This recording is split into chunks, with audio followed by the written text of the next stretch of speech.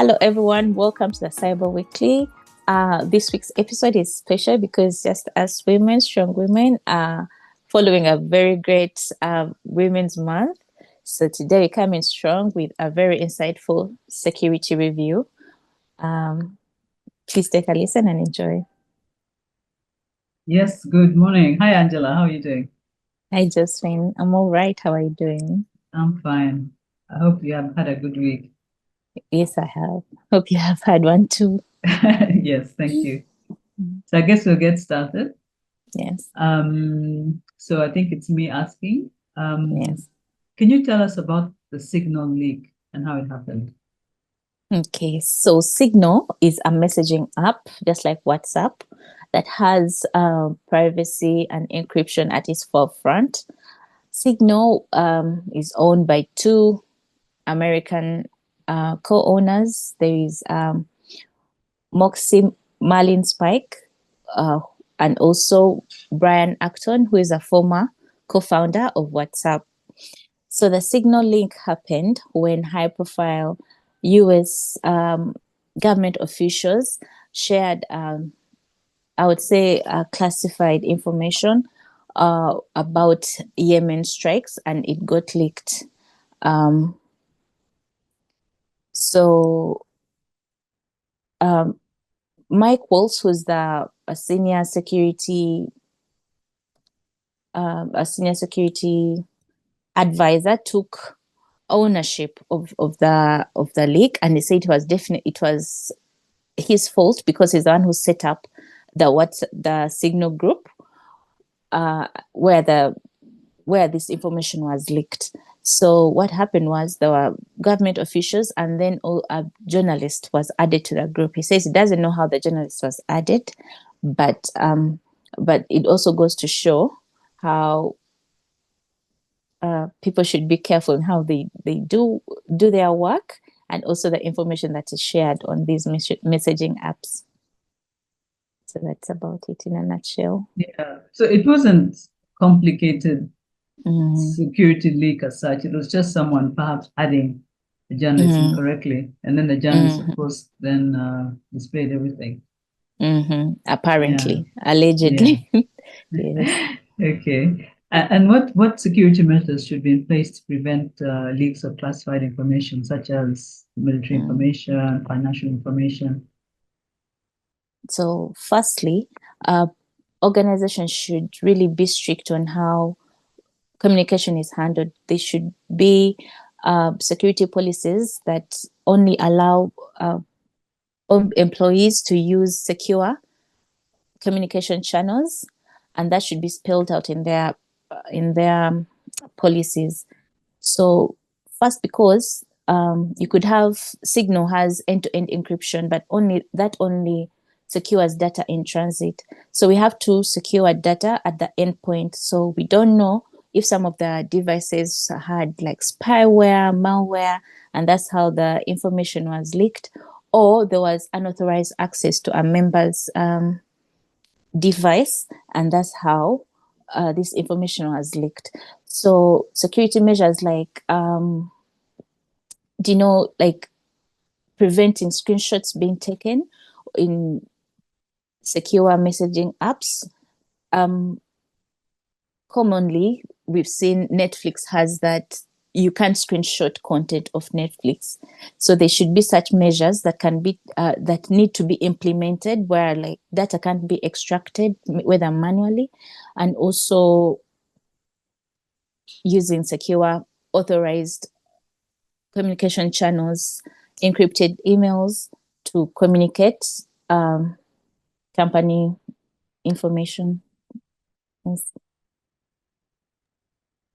Okay, so you talked about Signal having end-to-end encryption, but can it really protect messages if, for instance, the endpoint device is compromised?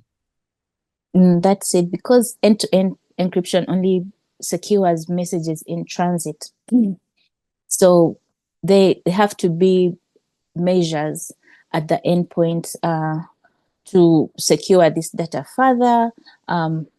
They should be encrypted backups so that because if the data is stored in an unsecure way, people can access the backups and get the information. Also, metadata exposure can also lead to such data leakages, because the metadata will show whom you contacted to and what time, and this data can be manipulated by the adversaries. So they should be end-to-end encryption should be also boosted by organizations investing into trainings of like social engineering and insider threats, because if an employee is social engineered into like maybe clicking a link and malware is installed, still the data will be leaked. So there should be investment in employee training for an improved security posture. Okay, thank you for that explanation. That makes sense. Yes. So to you, Josephine, could you please tell us about the Oracle Cloud data breach that happened on March 21st, 2025? Yeah, so on that day, a cyber attack targeted Oracle Cloud, which led to about 6 million records being exfiltrated from its single sign-on and its lightweight directly access systems. I think it affected around 140,000 enterprises, and the stolen data included Java key store files, the encrypted single sign-on and LDAP credentials, key files, and Enterprise Manager Java platform security keys. The threat actor, who was identified as Rose 87168, claimed responsibility for the breach and stated that it was because there's a vulnerability in Oracle Cloud's login infrastructure, this vulnerability apparently was a known flaw in Oracle Access Manager. It allows authenticated remote code execution over HTTP. So even though they patched the vulnerability in 2022, the unpatched middleware may have enabled the attacker to gain initial access. I think they say the attacker demanded payment from the affected companies, for data removal, and they've offered incentives in decrypting stolen credentials. The FBI has initiated investigations into the attack. Oracle has alerted healthcare customers about the breach, but it also noted that hackers didn't access. They're claiming that the breach wasn't on the Oracle Cloud platform, that it was on the older servers, which had patient data, but which hadn't been migrated to the Oracle Cloud Storage Service.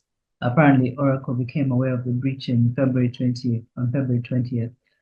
They really still are denying the breach. They're still saying there has been no breach of Oracle Cloud. The published credentials are not for Oracle Cloud. No Oracle Cloud customers have experienced a breach or lost any data. Of course, this denial is in contrast to evidence which has been presented by the cybersecurity researchers, which have basically raised concerns about Oracle's transparency. Because yes, technically true, if there's no breach on Oracle Cloud, but there has been a breach. And of course, the breach has exposed significant information which poses significant threats, which include unauthorized access, etc. So, of course, it's one of those. There's been a breach, FBI is involved, but Oracle still denying it. That's interesting. Yeah, it's interesting, because if the evidence shows that you were breached, why would you deny? And then also I read an article that there's an exponential rise in ransomware currently. So that's something to look out for.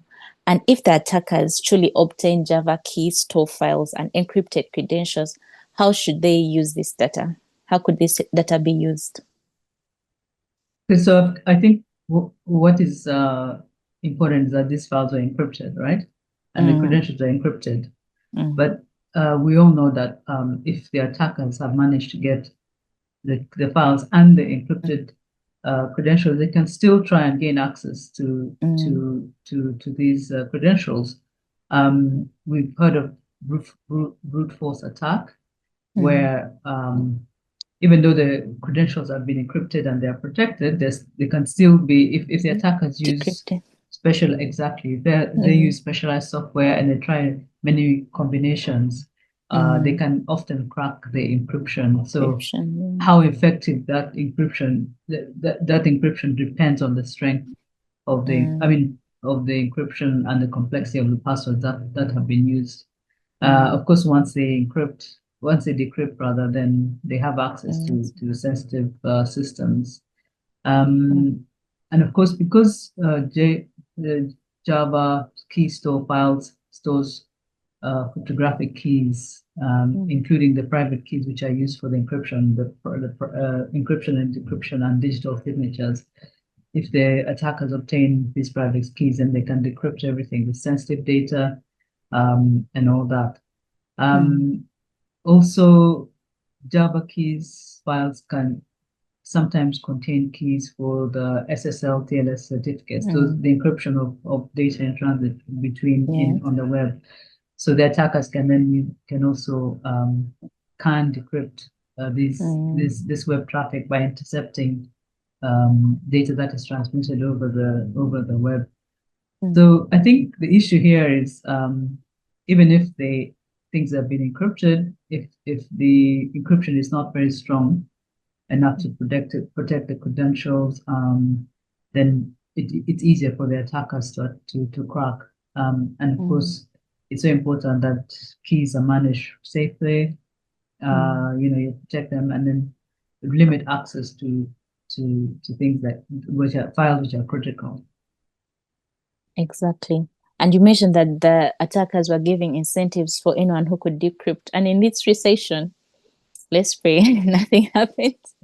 Yeah, it's very unfortunate. Yeah. So Oracle has denied the breach. How often do companies downplay cybersecurity incidents, and what should users do when faced with conflicting reports? Yeah, I think it's so unfortunate that companies always downplay security for cybersecurity, but of course you can understand what this means for them. One is their reputational damage. They're most companies these days are concerned because of how we operate. Kind of, it's like companies now operate in the open. One bad thing on your brand, your reputation goes down, and that is because that's such a high value now to companies. So of course they're concerned about the negative impact of a public breach that can have on their reputation, that can have on their customers trusting them, being able to trust them or not, and also on their, especially if you're a listed company, what your stock price can mean. So they try to downplay sometimes something that's really severe. If something attack is severe, they try to really downplay it so that they limit the panic and they also limit the loss of confidence.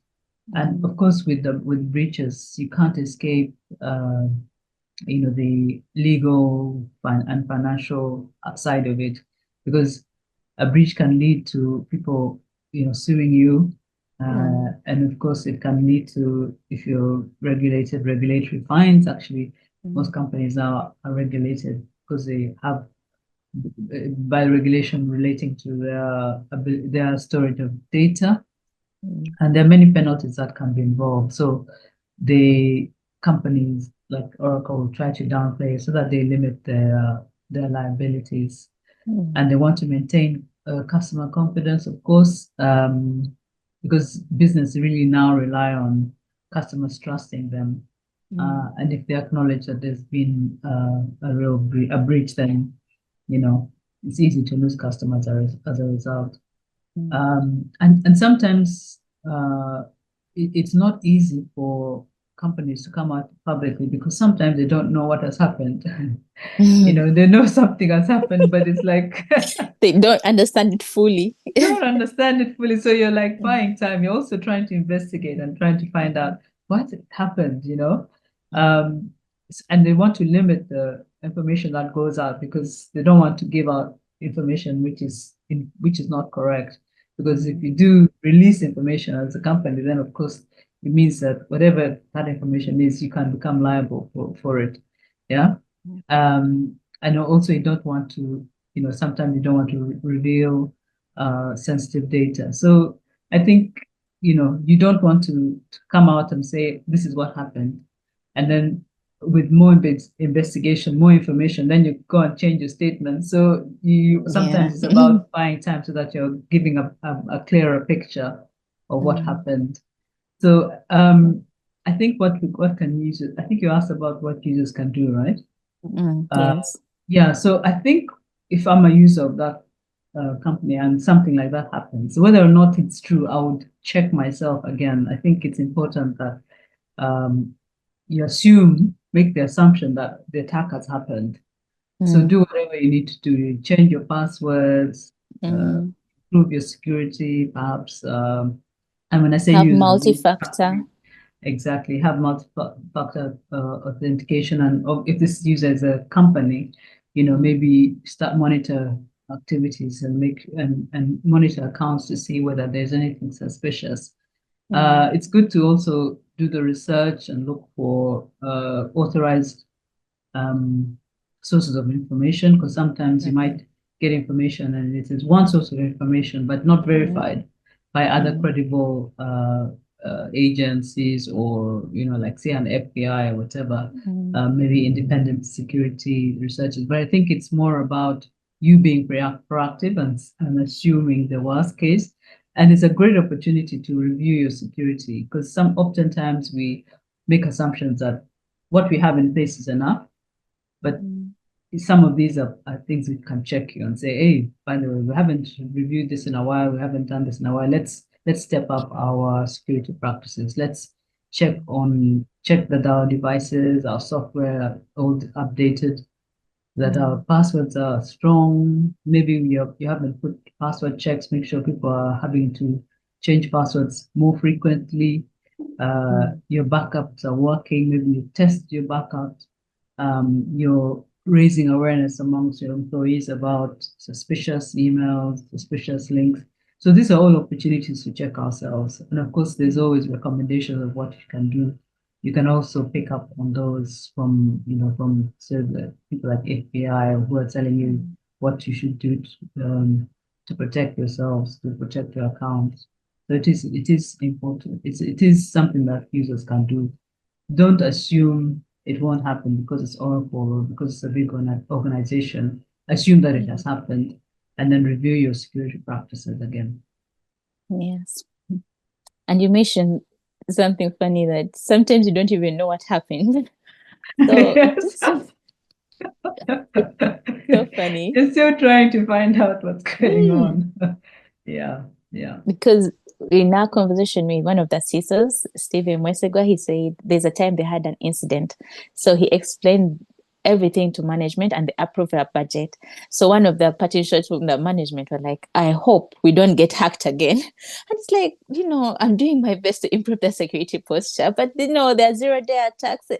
You're only as safe as that day. So sometimes management, IT and security teams are also stuck in that place. They have to exactly happen. Meanwhile, the incident has already happened and maybe it's still going on and it's still happening. Yes. So giving out statements early it's not easy. Yeah, that's true. So so then in conclusion, as we conclude, what do you think are the common mistakes that organizations are making that lead to these types of breaches? So like the communication breaches, I'll feel like there are no proper policies that spell out how devices are managed at the workplace and how people use them. People shouldn't use personal devices to communicate official information.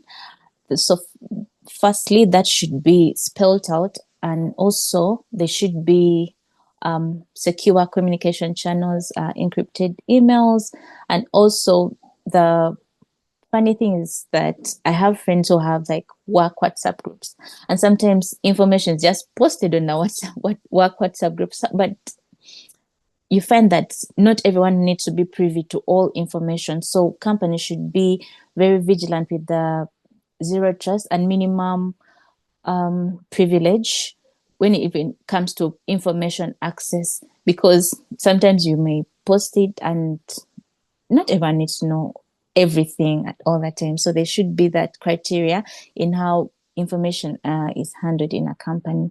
So there should also be strong access control, multi-factor authentication, strong passwords for devices, and checking traffic to see who is accessing systems and at what time, and that should be for all user accounts. So to prevent such leaks, and also to prevent attacks from going on for so long. Yeah, that's right. Yeah, that's true. Yes. So, and how can companies and governments improve transparency and incident response when facing cyber threats, Josephine? Okay, I think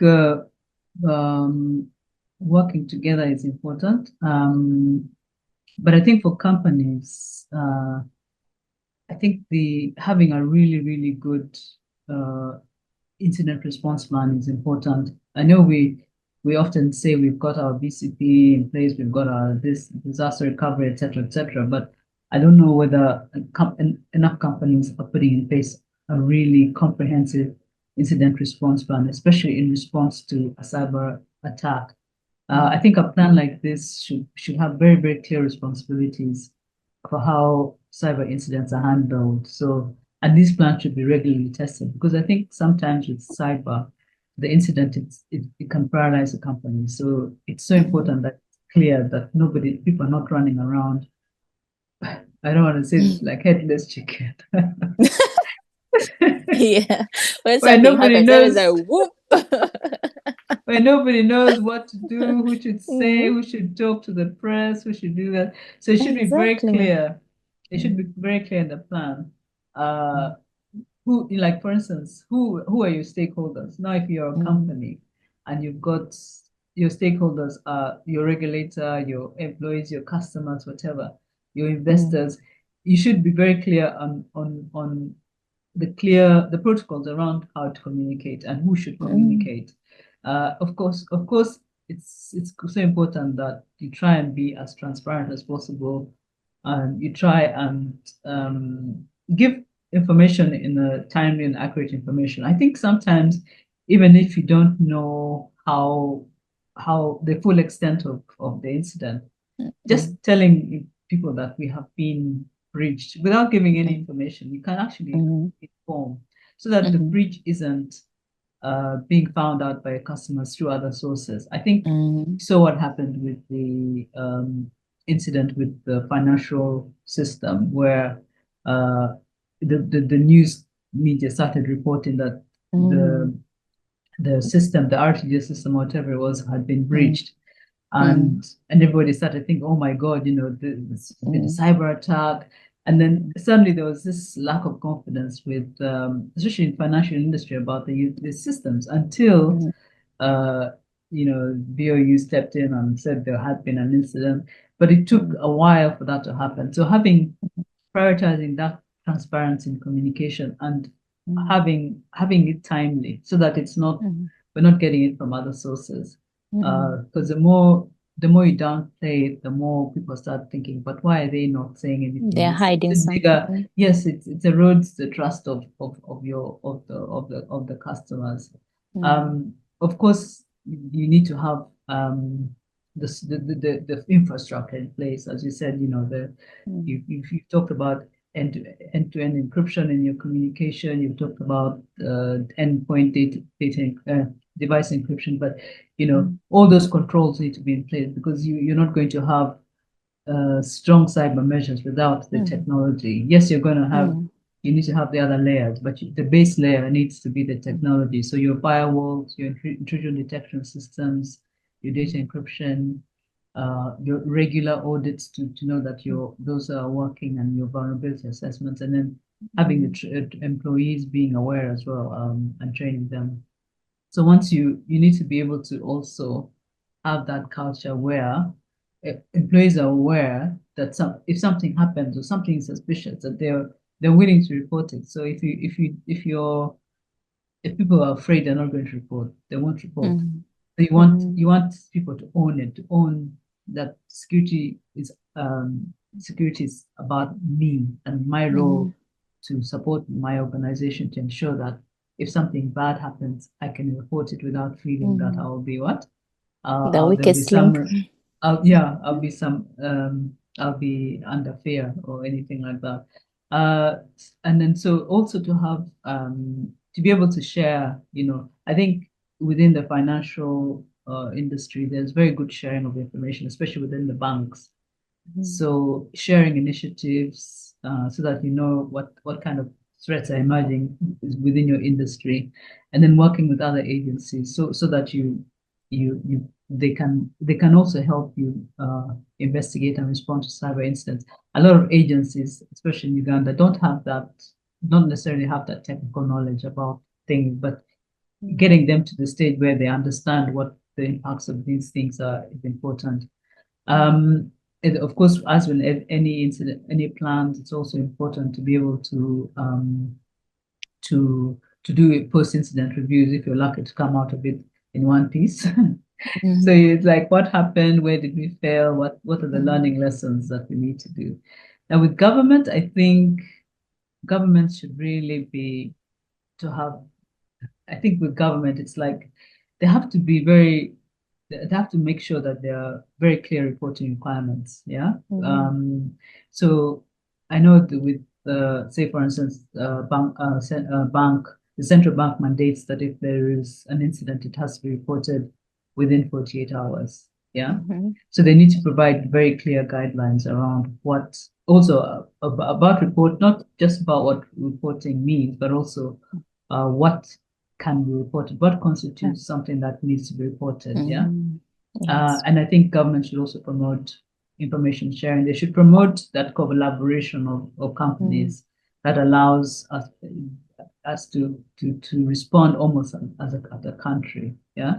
So that there is collaboration between the companies, the agencies, the partners, international partners, so that we can exchange best practices and lessons shared. And again, government has a role about policies, national policies, yeah, and so that they can develop policies which are strong and which allow for the industry to be regulated with standards, etc.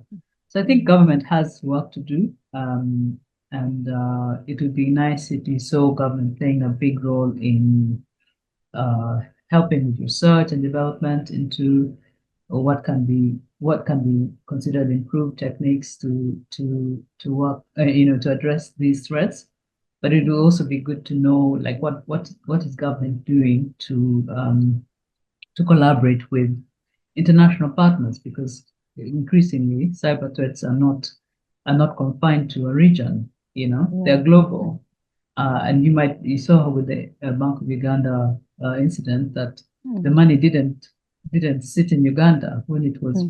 It went to Japan, it went to London, it went all over the place. So having that collaboration with international partners, so that when incidents like this happen, you can combat them more quickly and address those crimes, which are now, as I said, global. Yeah, I think those are good things that government can do, and of course, running public awareness campaign. As I said, the Bank of Uganda, in collaboration with the United Bankers Association, they've been running campaigns about people being aware how they can lose money.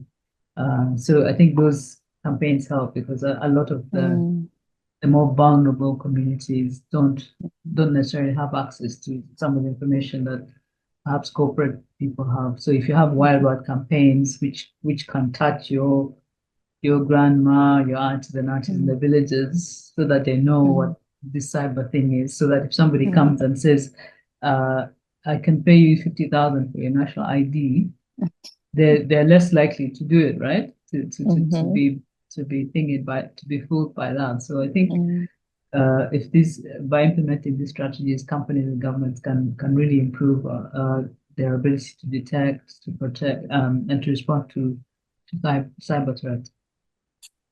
Thank you so much, Josephine. Very insightful, and also to disseminate, because sometimes they will do it, develop all those things, and then not go to that grassroots. But thank you so much for that. It has been so insightful. We've had such a great episode. We shall also link Stephen's episode in our description box. Thank you so much for listening and coming this far. Please follow the Cyber Weekly on all social media platforms. Please comment, engage with us. And thank you for listening. See you in the next one. Thank you, Angela, and well hosted.